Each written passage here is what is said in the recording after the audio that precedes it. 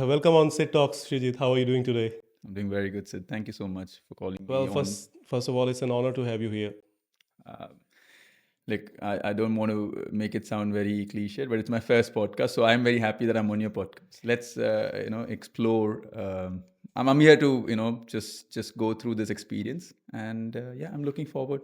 Well, we are blessed that night you have your first podcast with us, rather than because now you're gonna have maybe 100 more, but we are all be the first one on the Hopefully, right hopefully, on the man. list. Let's see. Well, I wanted to ask you one of the first question I want to ask you. You started your journey as a hotelier. You are a hotelier still. Then you have been, you have been wearing many hats and many positions throughout your career.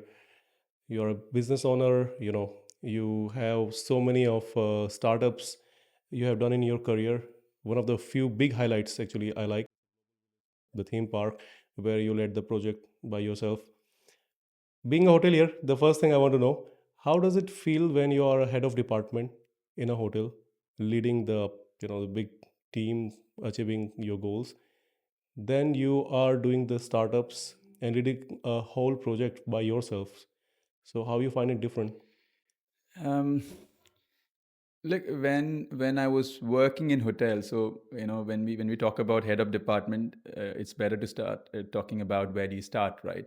So after college, you are a hotelier, so you're very passionate about hotels, right? So you go work, and all what you have as a goal is, okay, I want to grow. I want to grow. This is what, obviously it depends from people to people. For Yeah. my thing was every 2 year I should be growing from one position to the other position. I should be able to travel, go to a different location. So it was fun. If you ask me, it was very much fun. It was like, you just walk into the hotel, have an espresso, and then you're up and going, meeting people, saying hi. It used to be like an, kind of a good, I would say, a dose of uh, confidence. When you just walk into the hotel and wear your whatever dress is supposed to wear, and just walk around and meet people. So when you're a head of a department in a hotel, to be honest, it becomes more and more easier, because hotels are structured in such a way that it's a factory in itself, right? Everything is under one umbrella. I think hoteliers understand it. It won't be much outside hotels. People won't understand how it works. So it's much more easier if you ask, because there's a very well trained team under you. There'll be a lot of people working with you. So the toughest part when you're head of a department is not about the work anymore. It's just about the people. I would say it's about, because different uh, kind of people in different phases of their life, different ambitions. So when you're a department head, it's about managing their expectations, helping them to grow. That all becomes a learning curve rather than the other things. So the other things are, you are anyway trained in it, you're passionate about it, you just want to do it. So you are like driven by yourself. When you shift to something else, like Global Village or any other, for the matter of fact, anything from hotel. So I as a hotelier, I can clearly say when you move out of hotel to something else, it actually shakes you a little bit, because the kind of support system which hotels come with for a hotelier is very different, and the kind of people, energy, everything you have to find in other places, because the other places would be mostly, you'll have individual driven roles. It's not a big massive team, or every day you're meeting people for lunch or saying hi, hello. That's not the case in, when you move out. So that there is a big learning curve when you move out to these kind of different roles. But I enjoyed it, because for me, it was always like, okay, let me think that it's a big learning curve, that I'm going to learn something new. Obviously hotels was drive, passion, do things, restaurants open, those kind of things was mostly about hotels. Then when you came into a theme park kind of operation, it was about commercial strategizing, making sure, starting from scratch and building it on time, project management, working with a lot of investors. So it was a big learning curve, because I started seeing how people take decisions on their own to put their own money to make business out of it, where when you are in a hotel, you're not putting your own money, or you're not seeing that. You're actually seeing a kind of an operation happening, which is kind of, I would say, the late end of the cycle. You are now seeing the beginning of a cycle where someone is actually putting his hard-earned money to build a business, Mm. and you are, if he's successful, maybe you are one of the reason he's successful. When they are not successful, obviously there is a lot of learning curve there. And also when you're building certain kind of a concepts and it becomes very popular in the market, also you become very, okay, that's something which you build from scratch. So all these things are interesting. Just to put it in summarize in a way, it is, for me, it was tough, but it was very interesting. And I consider everything from here also, whatever the next 10 years I'll be doing, I am looking at it as a journey where I'm going to learn a lot of things and hopefully do good at some point, in life. That's it. Well, and excellent. It's a very, very detailed observation and insights you have shared, and it's definitely going to help many of us who wants to, explore the different perspective of the hospitality. Coming back to the point when we earlier, as we were talking about behind the camera, about you being part of many startups in Dubai, which is the biggest hub in the world right now for all the businesses, startups. If you can share like few points where people needs to take care of when they want to build even a small or big business in Dubai, what could be the key points? So I like, just to rephrase it, I've been part of, I would say, two or three of those. And if you ask me what to look for as a very key point, is not going by, just what's happening around you is not the question. It is what you are doing. Is it exciting? And is it what you want to do is a question you have to ask whenever you want to do anything. Why I'm saying this is because there would be a lot of trends in the market. So let's say, real estate is a trend, or fintech is a trend, or anything is a trend. And now you are thinking, okay, I want to do what is in the trend. But let's say you are a great chef. Now, you have to look at yourself and say, okay, this is what I love, I'm passionate about, and then build business out of it, is what I would say. This is my learning, and this is what I consider as a, like a baseline. If I will review anything, if I want to do in future, or anytime if I want to start anything, this is what I would use as one scale. And the second is, always do your due diligence, because Dubai, is very easy to open a company, do a business, but always do your due diligence, because where you want to open your company, because there are free zones, there are mainline. So you have to look at which license do you want. Because why I'm saying this is, different free zones are built for different kind of businesses in Dubai. So if your business fits into tech, it fits into, trading, or it fits into food and beverage, you have to look at it, look at where the best ecosystem for that is available, try and open it from that free zone, so that you get kind of, it's very important to have a good network you build in the Mhm. region for whatever you're building. And yes, when you say startup ecosystem is very wide, very big. I have not even explored, maybe I would say 25% of, because what I mean by startup, you go to, you reach such a scale there where you go for funding and all that. I have not done all those things, so I'm still getting there. But one thing it's very important is, you need to believe in yourself whenever you're doing a business, or a startup, because that's the only way. Because once you start, it's the only person who has believed in you was you. Now while you're going further, you'll start having a lot of doubts.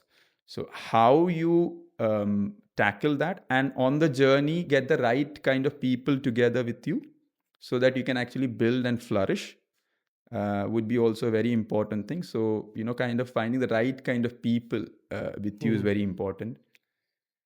Yeah. So I, like, as I said, I'm still learning. So on the way, I would be able to understand more and more once we, build more businesses, or build something which I'm currently, as I'm saying that, I was the same thing I was speaking to, that we're currently also reviewing again, what is the new business to be done, or what is the new startup to be done apart from what we did till now, Mhm. because we have much more opportunities available in the market, which I'm passionate about also. So yeah, That's great. I mean, the elaboration, the way you're explaining things, I feel like, from my perspective, if I'm not a podcaster or I'm starting my own business, I can relate those points to, something which I feel like everybody else can connect, whoever is watching this show. When I look at your profile, something I found very interesting, and I think I told you earlier also that you started 6 years before me in the same hotel as an intern in Delhi, where I did as well. And I was seeing your journey until 2019, uh, the hierarchy, which we all learn, as you initially said, when you pass out from the college, you are a hotelier, passion, all the stuff. So until 2019, you're following hierarchies like you become a supervisor, then you become a manager, then you become a department head. Then I see 2020, 19, and 20 in between. You have switched the gears to the businesses, like you went to the bigger picture. But let me remind everyone is that was a time of COVID. So I'm very curious to know like how the transformation during the time of 2019 from head of department to now where you are, on a very big level. So that was, I think it was not planned. First of all, it is like accidents happen, but obviously, it is a. I would say accidents do happen because Mhm. you go like you have to travel that way that somewhere the accident happens. So while I was head of the I like that department, line. I will use yeah. it. So while I was the department head, I was doing things, but I had this interest of doing something. Like I was always saying, okay, how to do business. I used to love the part of specifically Yeah. hospitality. Obviously, there is a wide range when you talk about businesses, but hospitality always used to interest because I'm part of it. And I remember that time this opportunity came, and then I was like, why not take it? And I remember speaking to a couple of people. They said, no, don't take it. You now the next is you progress into a GM and like that. But I was Mhm. like, okay, fair enough. Let me take a bite, of this part of the world. Um, and I just started, and it was very accidental that COVID just followed me. And I would say because COVID followed, it was a very tough time for me because when you move into from your comfort zone, you move down to something which is not your Yeah. comfort zone, where previously I was in the business of delivering guest experience was the business, and certain point you're building businesses, but again inside the hotel.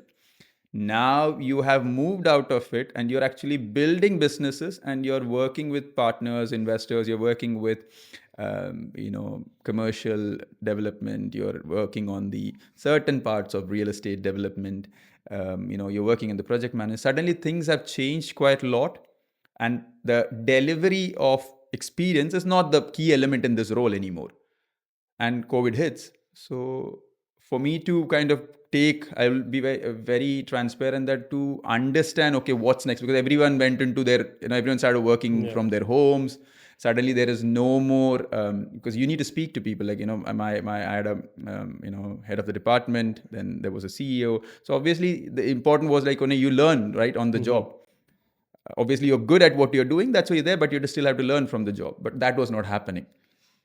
But the good thing is, I said to myself, what worse can happen, right? Anyway, it's COVID. What do you do? You just learn. And I learned on the job. I think so. It took 6 months to understand numbers, understand how to put, obviously a good business plan, how to do, understand the ROI of a project, how to put a project plan together. So those things you do and learn. Obviously you can't just learn without doing it. So I did it, made a lot of mistakes and learned. Made a lot of mistakes, learned. Doing a good presentations, to everything what you need to do to build a strategically a business. So that's what ended up happening. I would say first after first year it just became like, okay, now it's easy. So now I look back and say it's easy, but that's the phase. But I believe it is important to, if it is to put it in very simple words, it's just to take it as fun and just go through it, and then figure out on the way would be the way I would put it. That's what my way of looking at it is. Yeah, that's. Well, honestly, I found it very courageous because, as you rightly said, you are the department head, where the next position for you would be the general manager. Then you decide to move to something very unexplored roads. How you find it when you're already a family man. Let me come to the other side, and I know that you have a young family, and we are taking certain risks. So, how important is the family support for you? Oh, it's very important. It's very important. End of the day, you can be strong. That's fine, but people around you also have to be strong. Um, but yeah, but it's something what happens in life is you also have to be a certain amount of accountable for your actions. So whenever you take a risk, also understand how much that risk is mitigated in the beginning itself for your family. It's That's like a your calculative risk. yeah. It's your, you also have a responsibility that don't make your family to go through troubles just because you Mhm. took a risk, and you just, that's not something I would suggest to anyone. Obviously, before having a full, family and kids, please, you should be exploring that direction. But if you have a family, take your risk. Nobody should stop you from taking it. But while you take it, do a basic risk mitigation, so that, okay, while you are thinking of jumping into doing a company or making a switch, do make sure have a certain kind of savings on your side, so that that if things go north, then you can Mhm. still figure it out.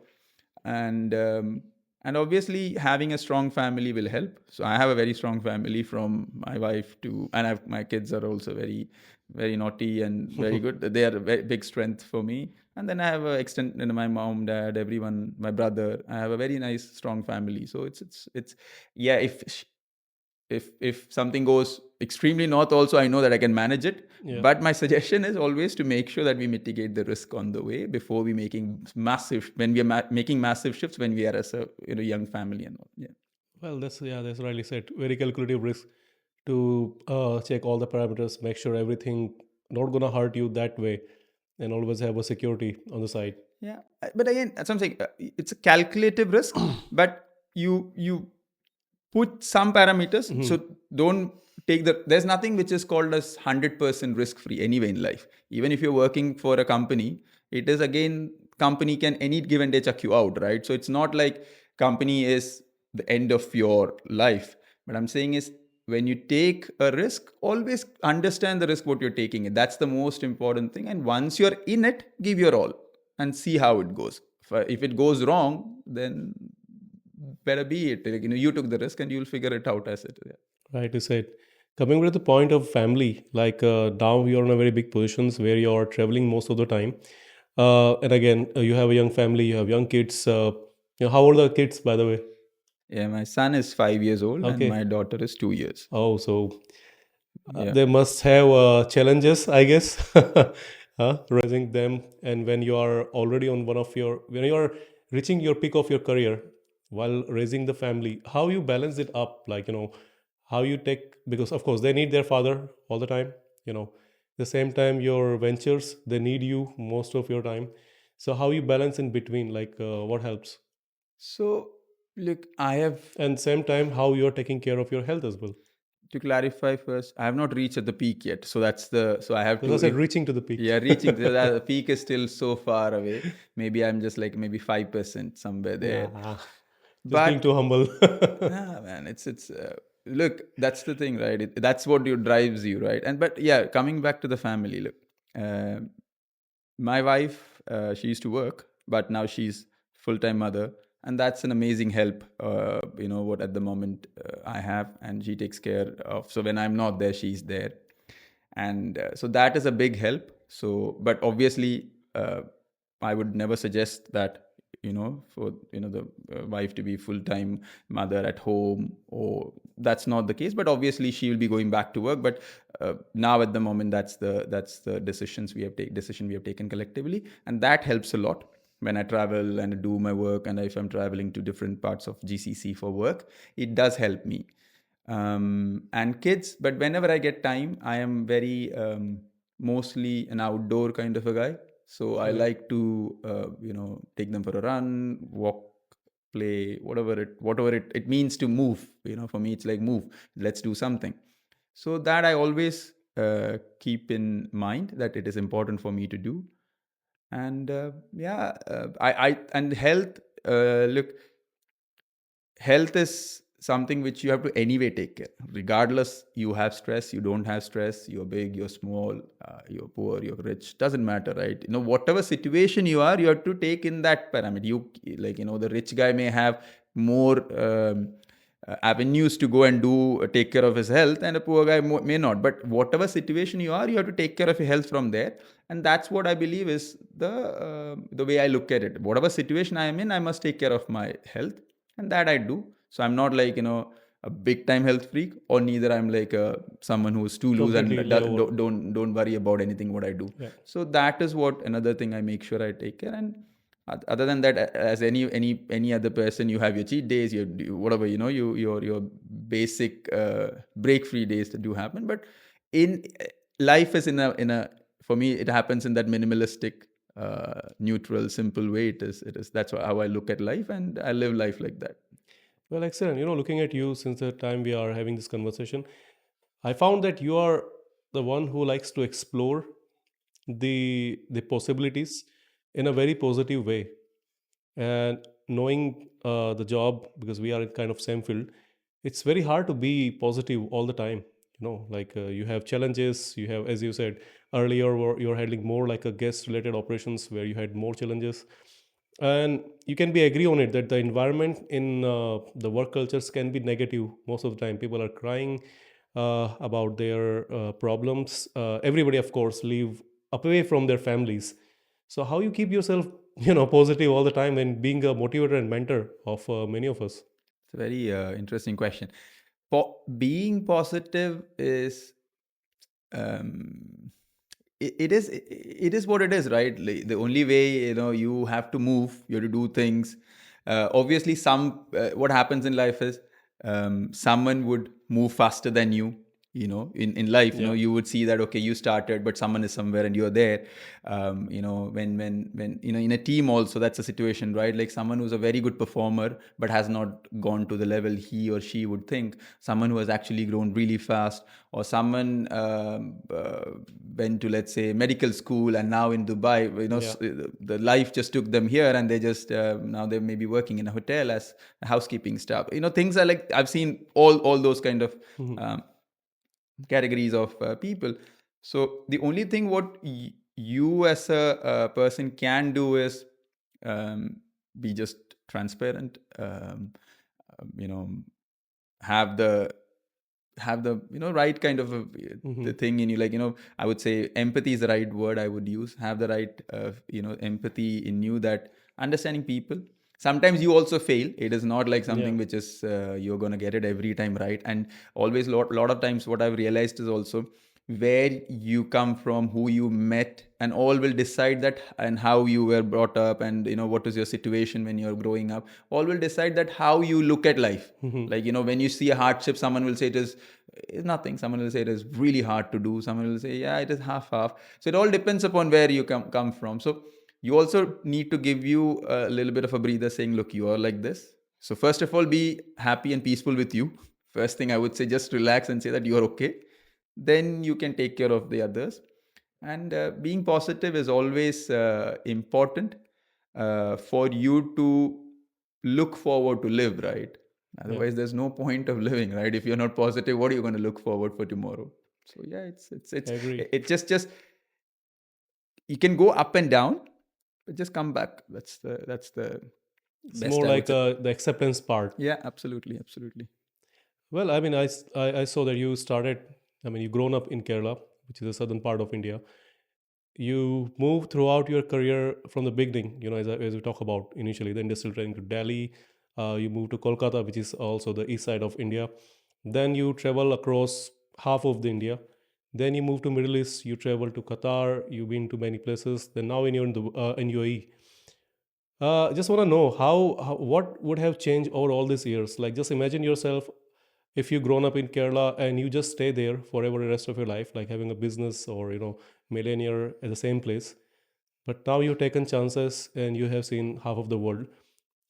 So if you are there forever like that, and now what you have become, so what would be the what is the difference you could say that you have learned and that actually have helped you, or maybe regret you've been regretful about? There's no regrets as such. There's no point of regretting on anything.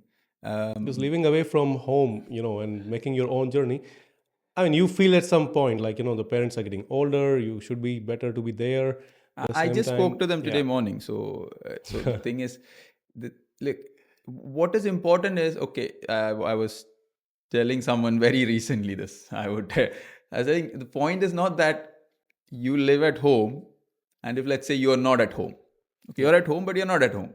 But you're away from home, you do make sure that you're speaking to them, and then you're making sure you're, always in touch, you're doing the right things, you're taking care of your parents, your relationship with your sibling, your wife, your kids. I think that's important. Obviously, the ideal would be if everyone is everywhere, living together, and everything is the ideal situation. But ideal is very, not very Uncommon. ideal. So not very normal. So can't do much about it. Now, coming back to the point of traveling, right? I love to go to new places. I'm always looking forward for new places. But what I like about new places is I don't like the fancy part of any new place. I like the just the relaxed, chill part, meeting people, doing, exploring food, exploring places. But again, in a very normal way, like not the touristy way. I don't like the touristy way of doing things. Like, you have to go this place because this is written in the map, or this is a very posh Yeah. place. You have to go there. I don't like it. But I like the other one, which is just go to a city, relax, enjoy, meet people, do your things at your pace, go alone wherever you want, watch, like in Kolkata, I have seen some of the best non-Indian language movies, like Iranian movies and all that, because it was very good art and cultural city. Same in Mumbai, I have eaten the best ran biryani. Let's say, for example, in Delhi, I have had some of the best times when, like, a lot of Hindi movies I used to see in Hindi in Delhi, like going to Priya cinemas or like the old Delhi and all that side, and eating good meat dishes. So it just connects, right? Different place, different experience, you Yeah. go to different things. So I still look forward. I have not even traveled, I think so, maybe 20% of the world, right? Because obviously, uh, I see people traveling over Instagram, going to different places, taking pictures, and all that is very fascinating. That how they, I've not been able to travel like that. But part of life, I've kept on traveling to different places, meeting different people, and yeah, that is very, very. I would say something which excites me when I go to. So like almost all the GCC have been covered because of work Yeah. I do. But whenever I go, I do make sure just to meet the right, like the locals, and speak to them. Part of business, not a business.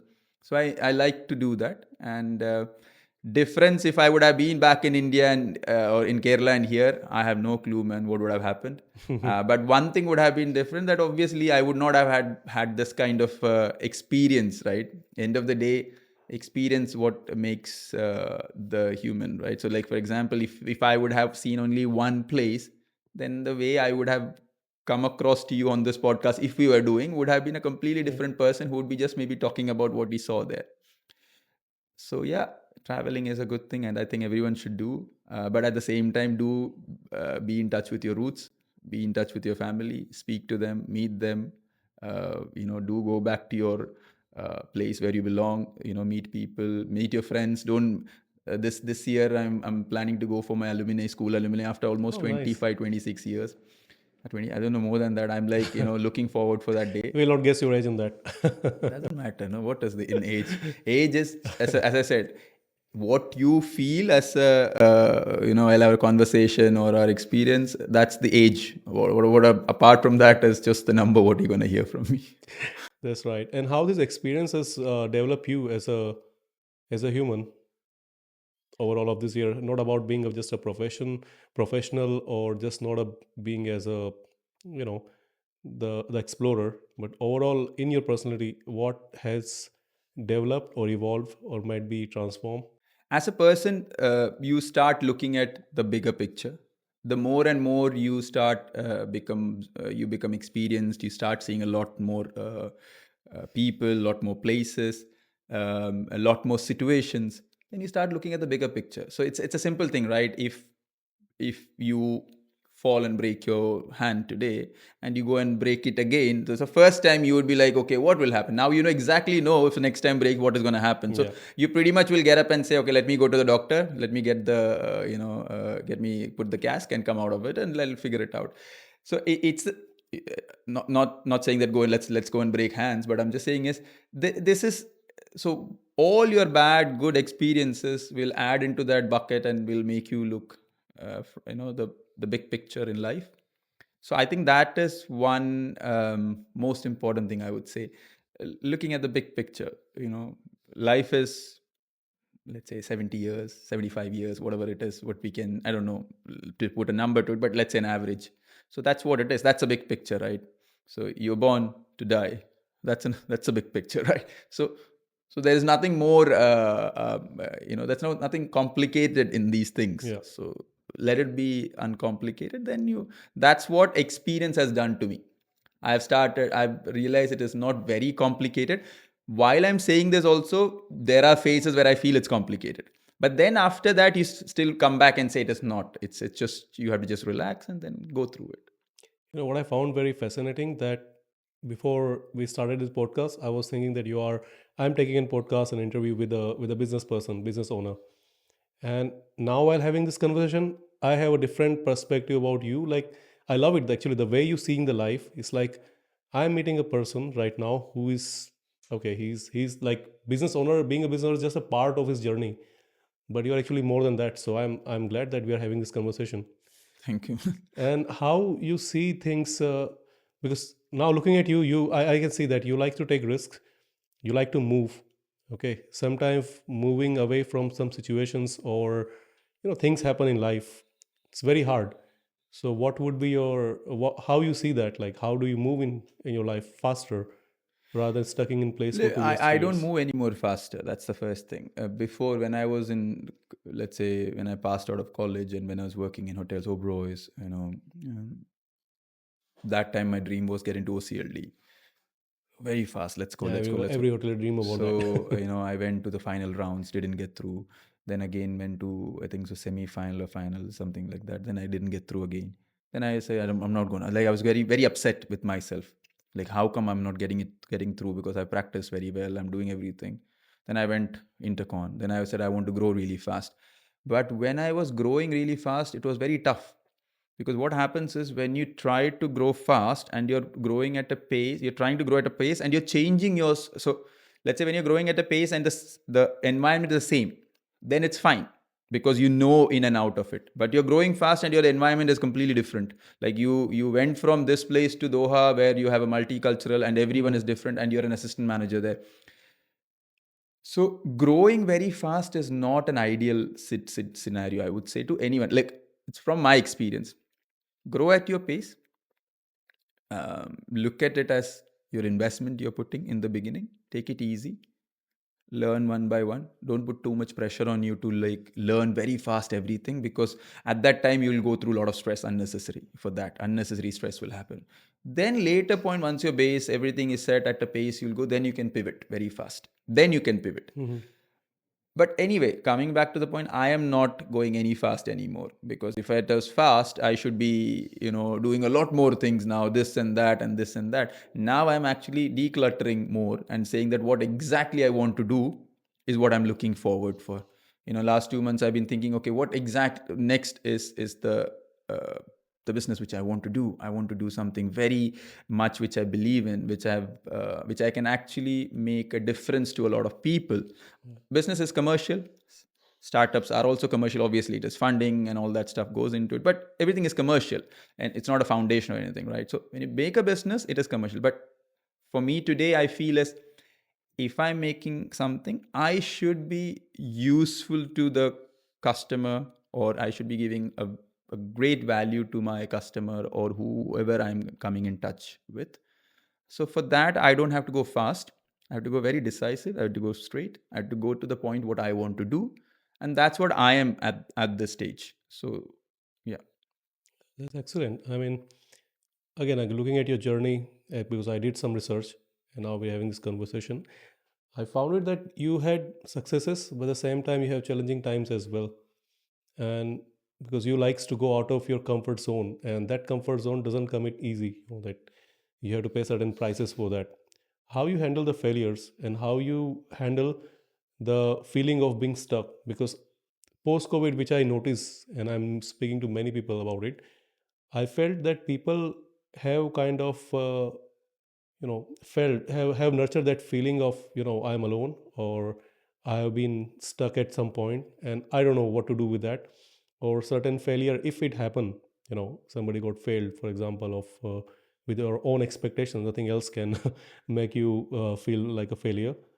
So how you, what is your learning or what is your advice for how to handle the failure and the feeling of being stuck in the corporate world? It's a very normal these days. Yeah, it is normal. It is nothing.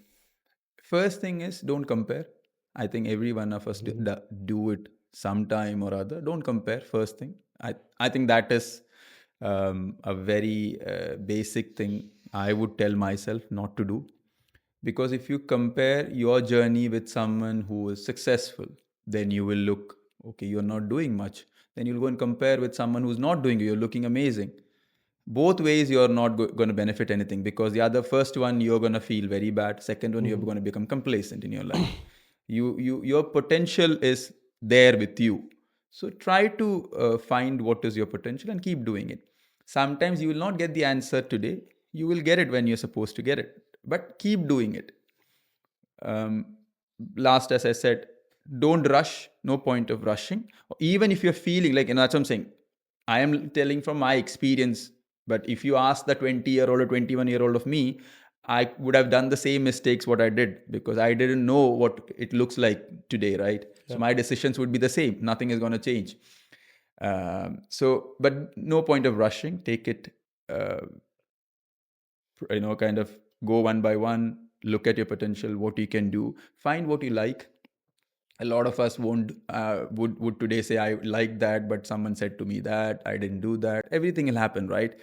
But some point, if you can do what you like, go ahead and do it. So that will help you a lot. And Look, COVID is one such a interesting phase happened in all of our life. Not everyone would get it, I would say. Yes, some of us had a very terrible. I didn't have a very terrible time. I had a time where it was very like I said, I was questioning myself, why did I Yeah. come to this job? But then I looked back and said, where I was in hotels, maybe I would not have get paid for the job, because that time there was no room bookings or anything happening. So I know both side what was the issue. Yeah. I was here, I was thinking, why I'm here, because now I don't know what to do. Like, people are everywhere, they're, but here I know what is the issue. So sometimes things happens for its own good. Sometimes things happens for to give you that kind of pivoting which you want to do. And When you're stuck, sit, relax, find your way of getting back to normal first. Don't overthink. When you overthink, you make yourself feel bad rather than anything else. Like, the people around you cannot understand. None of people around me will understand when I am overthinking, right? Overthinking is overthinking, right? That Yeah. nothing else is happening. So why do you want that kind of a phase in your life? If you're overthinking, you stop at some point, come out, be chilled, relax, find a way out of it. And every one of us have something good. You'll have to just figure out what is that. If you didn't find it, it's fine, we'll find it sometime. So that's the discovery, right? That's the whole Yeah. life. You are looking forward to find it sometime. So this is what I look at. I think this is what keeps me sane. And I'm thinking that whatever mistakes I do, I have to own it. Whatever good I do, I have to own it.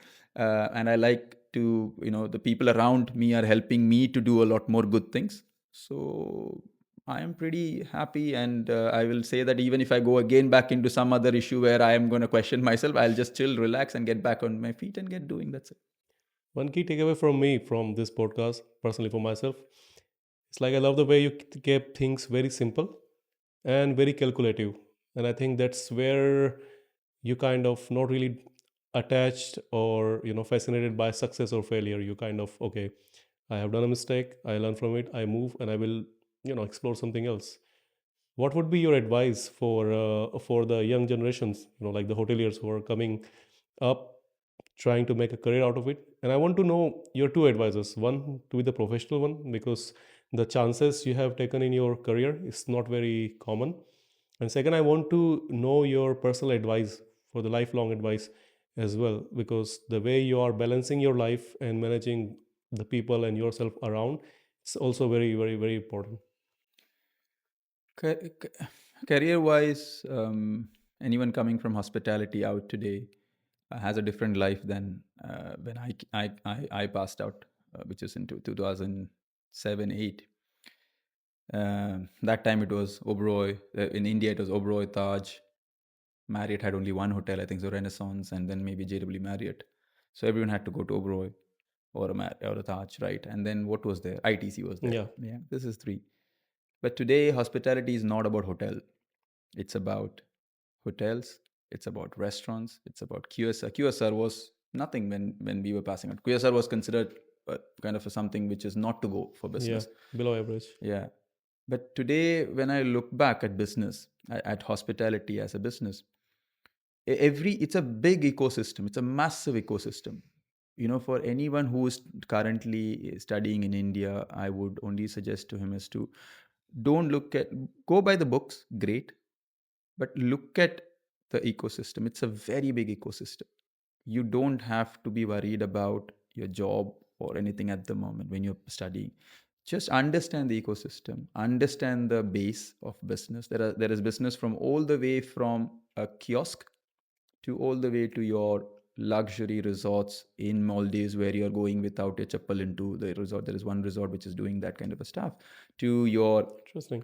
Michelin restaurants, Indian Michelin restaurants winning from 3 stars to 2 stars. So any student coming out from India should feel that proud. You're Indian. You can do amazing stuffs. Don't get worried about I have to get into this hotel.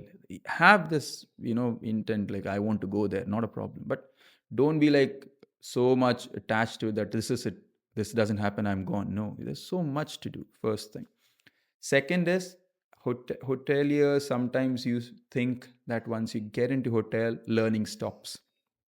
I think it's with a lot of us when I was in hotels. So I used to think that it stops there. That's what nobody then, they will only do the task which is coming their way. But it is about keep learning, keep adding skill sets to your repertoire because the business is big. There is a financial aspect to the hotel business. There is a project management aspect to the hotel business.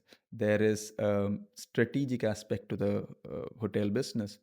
Hotel business is one of the biggest real estate game which happens in the business. A hotel can increase your land. If you take an hotel as an asset, it can go anywhere where you want. Like it can be, that's where the asset management and everything comes into place. So it's a one and all kind of a game. There is tech involved in it currently. Obviously hotels are very slightly late adopters of tech because of the reason that the people in hotels sometimes think learning stops there. Like don't want to move out of the comfort Mm-hmm. zone. Everyone of I have seen a lot of hoteliers and myself personally when I was thinking why I need a new POS system which is coming through. I don't why. I used to ask this question. Now I understand why you need it. You need it. Why you need if you want to be one step ahead of the competition. So anyone who's currently passing out, just the sky is the limit. Just don't worry. And there is so much you as a hotelier one. And the best part of hotel is once you come out hotel, you know how to manage people. If you're a good hotelier, you know how to deal with people. You know how to deal with situations. Best of the best CEOs, they do that as their basic daily job because that's their biggest managing people. Rest everything comes because there are people to do everything. So rest you can learn as you go. So don't have to worry about it. You'll still will learn. Then life wise, look, just enjoy your life. That's what it is. And don't worry about what others say. Because I remember when you coming out of hotels, oh, this guy's gonna cook. This I remember I want to be a chef and I didn't go to be a chef because I felt okay, people will, and I was pretty good at being as a chef.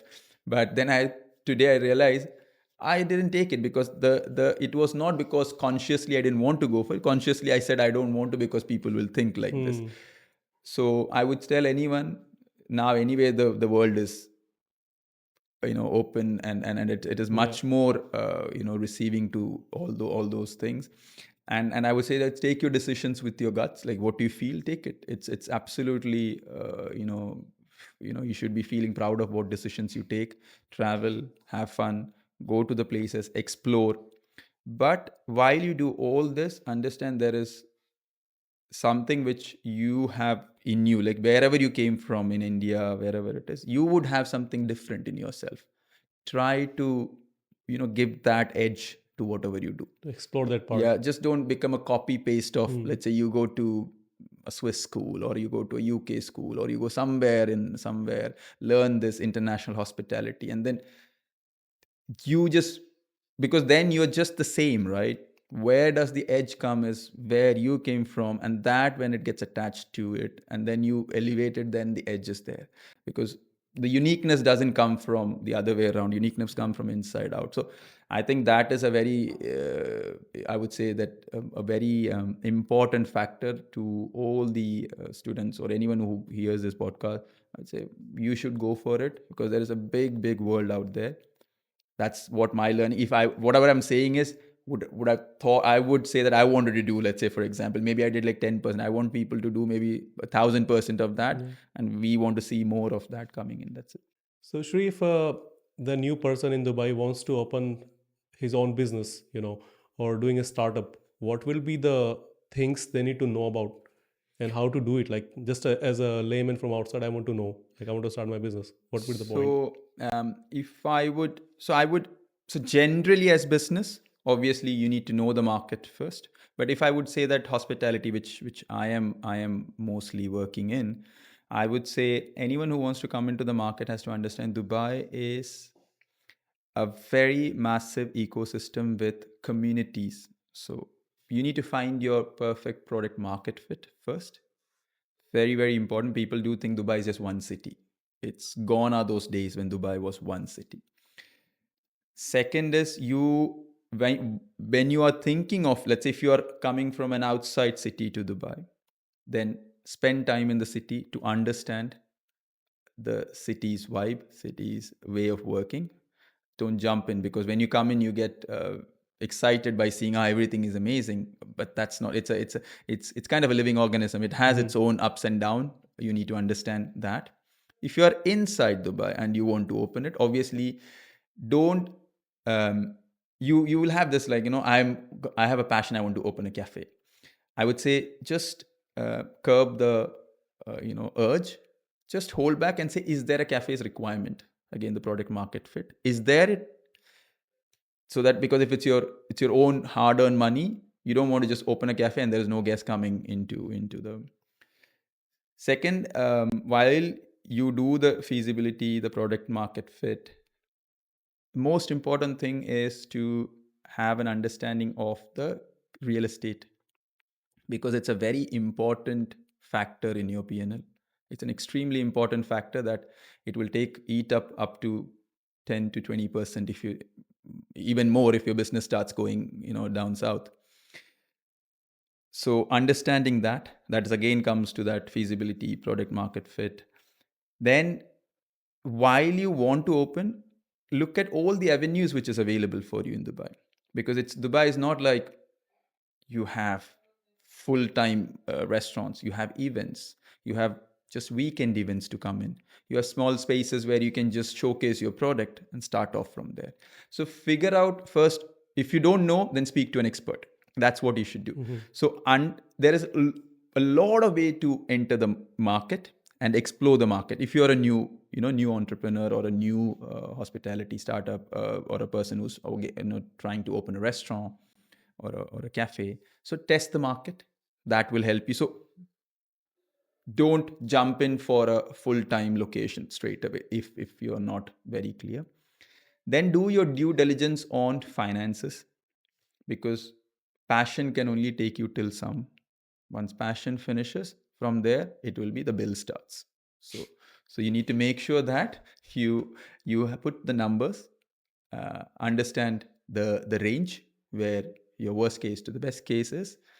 And cash flow is a very important factor. When I mean cash flow is, you can be profitable, you may not be profitable, that is secondary.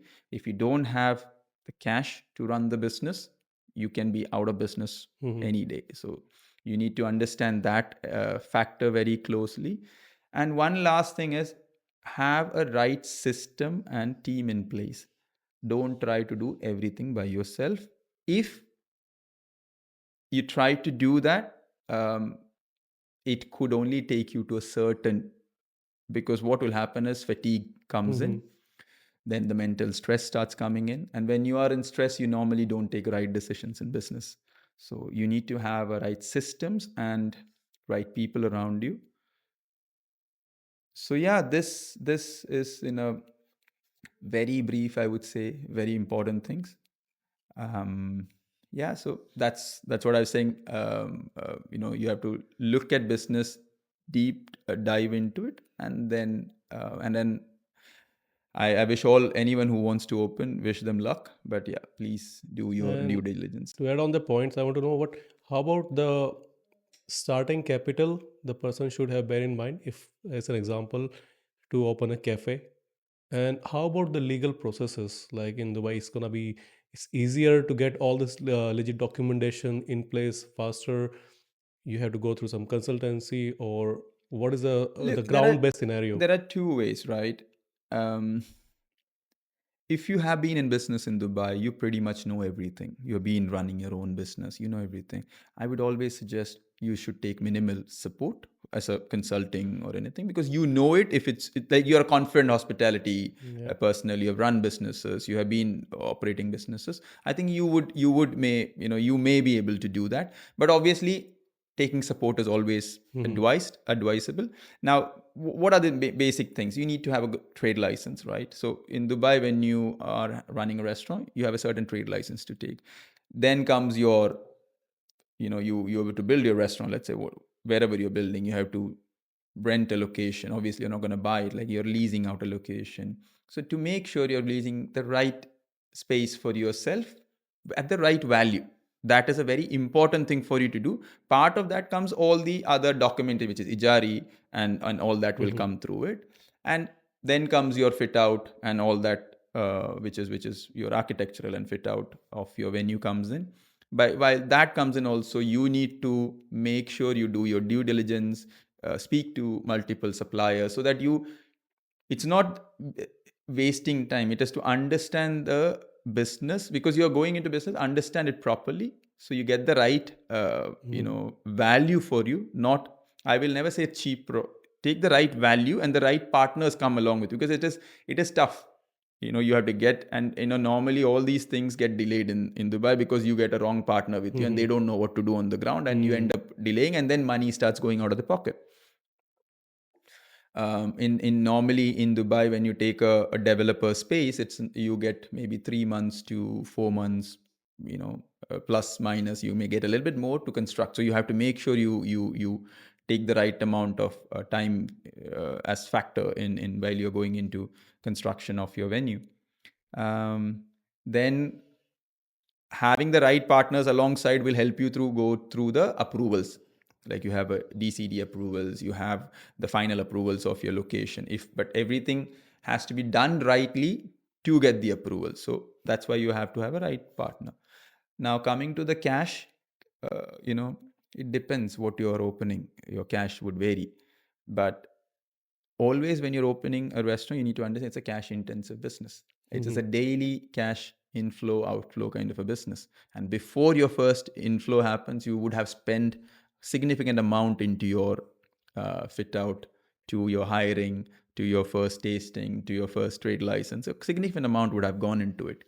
So a good cash flow which is there for a couple of years is some good cushion for you. So, as we spoke earlier, Shri, regarding that Dubai is being the biggest and favorite hub right now in the world, and it's attracting so many of the investors coming all over. So, I want to know few things. Like first, why they have to choose Dubai? We know it's favorite place, but what is the attraction part?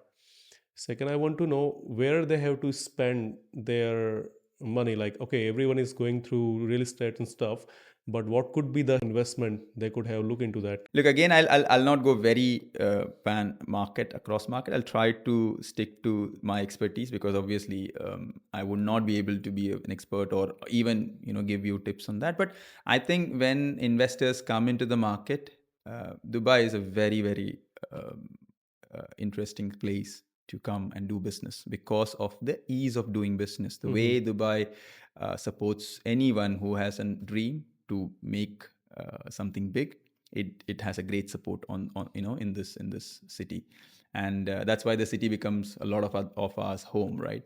Now, what to invest and what not to invest is a very tricky thing, because it depends on what's your uh, aspirations are. But I can tell you, there is business opportunity in every category, from the all the way from a QSR to all the way to high end fine Hmm. dining. There is opportunity for investors. When they come into the market, they can invest into, let's say, there are, now we are into winter season. There are winter season which has, uh, I think there's no other city which has this kind of events calendar, right? A massive, massive event calendar which starts from all the way from October, mid October, to which goes to before Ramadan. Hmm. After this year, Ramadan is very early, but Yeah. otherwise it'll go all the way till May. That's one opportunity, which is a very, very interesting winter space. Then you have your the communities, like, all the way now Dubai has become a very, very big community space, like, very, very big um, community driven city. Like, before there was one city, one Sheikh Zayed, Mm. one, Sheikh Zayed road, and you had to go for everything, you had to go to one side of the Sheikh Zayed road or the other side of the Sheikh Zayed road. Now it is not the case. Where I live, I have my own community. You live, you have your own community. You have, everyone has their locals, everyone have their own places to go for. They like this, like, everyone, like the way you go to a pub or any cafe or whatever. So every place has its own hub. So when you look at Dubai, it's not only a certain part of Dubai is lucrative. It is pan Dubai Yeah. has opportunity. Um, Currently, I think F&B is very interesting space. I won't say it's a risk-free space or something. I don't want to get there, get into that. But it's a very interesting space, because Michelin is in UAE. Bib Gourmand is in UAE. All these, the what we call as experts in culinary world are here, because for a reason they are here. Yeah. And but at the same time, while we speak about it, the best karak shops are here. The best cafes are here. The best uh, Kerala restaurant to a South Indian restaurant to a Syrian restaurant to an Iranian restaurant. All, you can't find this kind of mix in. I was speaking to recently to a friend of mine. He's like, you can't find such a interesting mix of restaurants with Mm. interesting mix of people anywhere, anywhere. Like he traveled US, he traveled UK. It's like I could not find it there. So for an investor, it's a very interesting time to be in. But obviously, all the investors, or anyone who is putting money, should take some help. And that's where, as I was saying, we are looking forward to come up with our interesting a kind of an um, a startup, or a business where we want to kind of get this seamlessly incorporated, and help investors and partners who want to come and invest money into the market.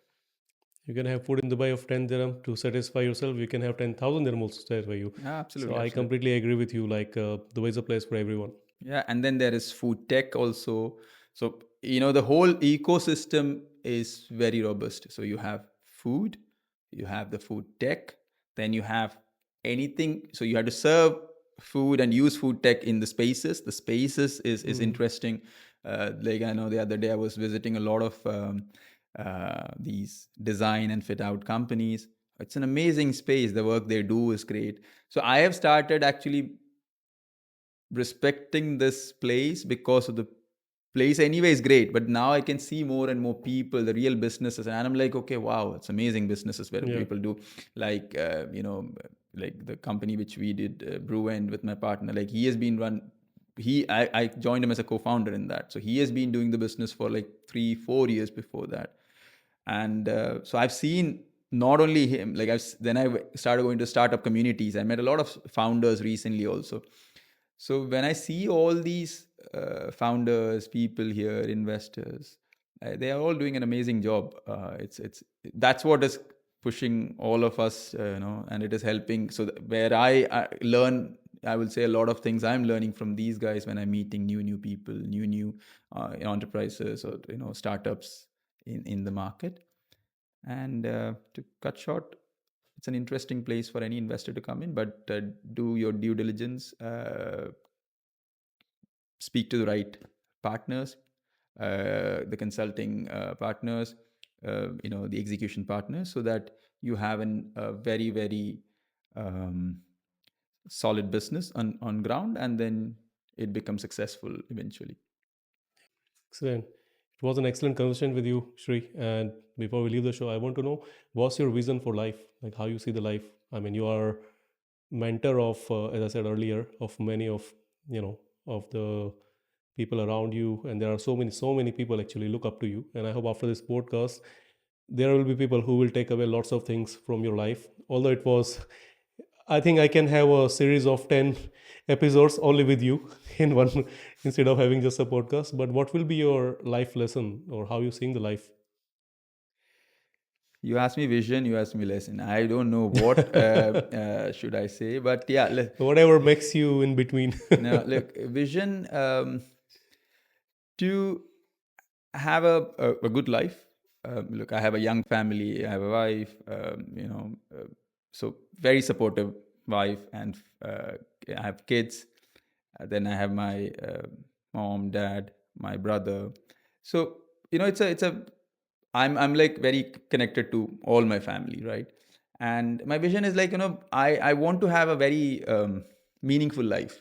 You know, I don't want to have a life where I have so many things but it's not meaningful, and I don't have anything and it's not meaningful. I don't, like either But of what is that. the meaningful for you? Meaningful means you have experiences, right? You have good memories. You have done.